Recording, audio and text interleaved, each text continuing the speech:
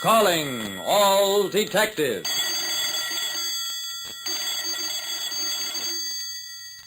Going 15 miles an hour faster than the speed limit can get you into all kinds of trouble.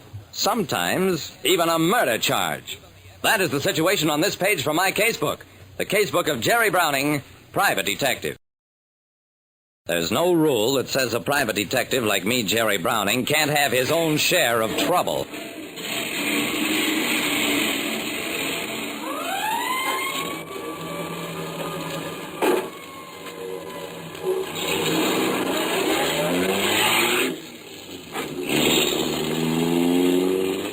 I'd been at the scene of a fire that actually turned out to be mostly smoke.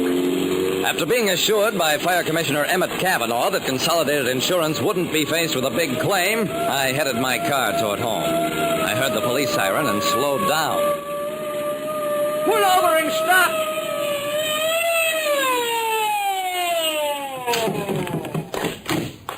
Two men walked over to my car.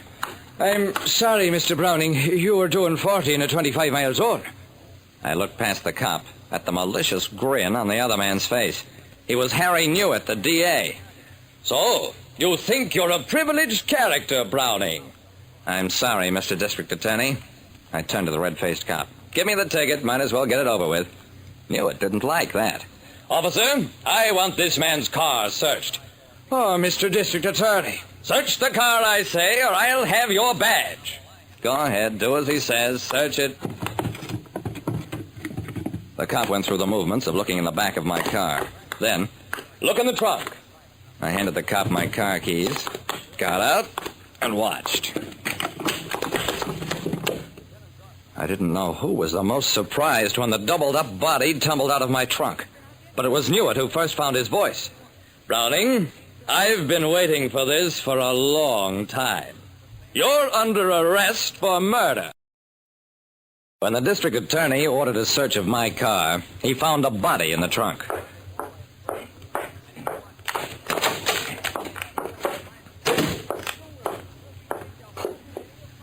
Lieutenant Dawson of Homicide bent over the paper on his desk. All right. I'm ready to take your statement, Mr. Browning. I have no statement to make, Dawson. Dawson looked up, blinked. But, Jerry, you got to make a statement. Oh, so it's Jerry now, is it? Dawson flushed. Oh, Jerry, make a statement that you don't know whose body that is, how it got into your car, why, and maybe we can release you. I crossed my legs. Dawson, I remember one time when you got in a jam. I didn't ask you to make any statements, as I recall. Dawson jumped up. Doggone it, Jerry, you're no cop, I am. Sit down, Dawson. Look, Dawson, I know whose body that is. It's Rod Saylor, the man who sold all that phony Atlantic Ocean dry dock stock to people around town. And I can guess how he got into my trunk. Saylor probably lived in that house where the fire was tonight. My car was parked around the corner with the keys in it, and somebody put them into the trunk while I was at the blaze. Well, but you don't know why. Sorry, Dawson. I'm afraid I do. I'd been negotiating quietly with Saylor to have him refund the money on those stock sales. Somebody killed him and put him into my car to make it look as though I'd been trying to strong-arm him into paying up. How did he die? He was beaten to death. There you are. No statement, Dawson. Dawson lowered his head. I'm mighty sorry, Jerry, but you just did make a statement. And I'll have to hold you for the grand jury.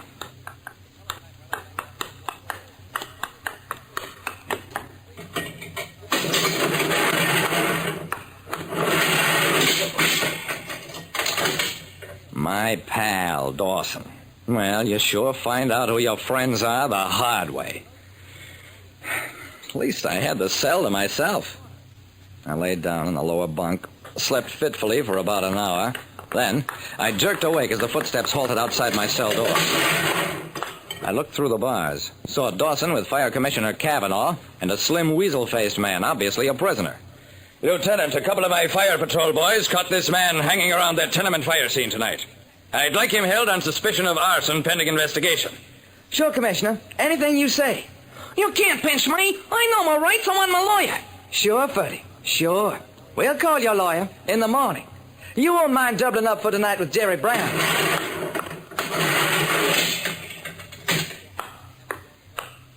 Thanks, Dawson. Company was all I needed. I turned to my cellmate. What's your name? Ferdy Parsons, Mr. Browning. Relax, Ferdy. I won't bite you. I jerked a thumb at the bunks. The upper one's yours. I got here first. That's okay, Mr. Browning.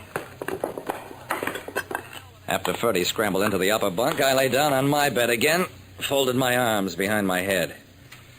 No more chance of sleeping tonight. So I lay there, thinking. Why would somebody murder Rod Saylor? Easy, for his money.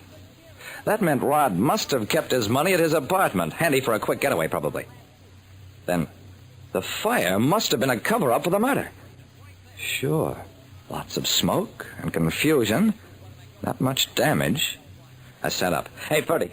Ferdy, wake up! I'm awake, Mr. Browning. Just exactly why were you hanging around the scene of that fire?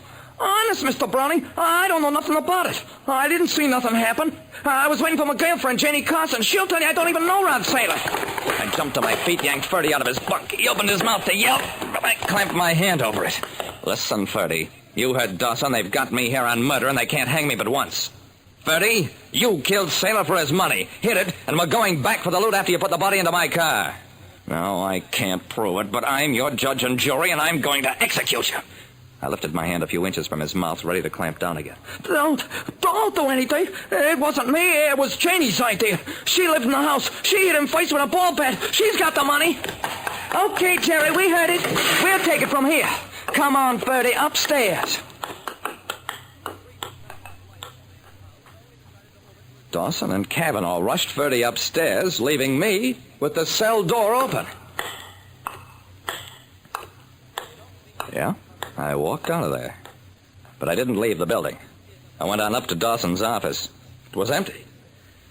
After a long time, he came in, quietly. Hello, Jerry. Still mad? No, I'm not still mad. But you might have told me what you were up to. I didn't dare, Jerry. I was afraid you wouldn't make it sound real enough, and I knew you'd figure out the connection after a while. We had Ferdy on ice before the DA brought you in, but he wouldn't crack.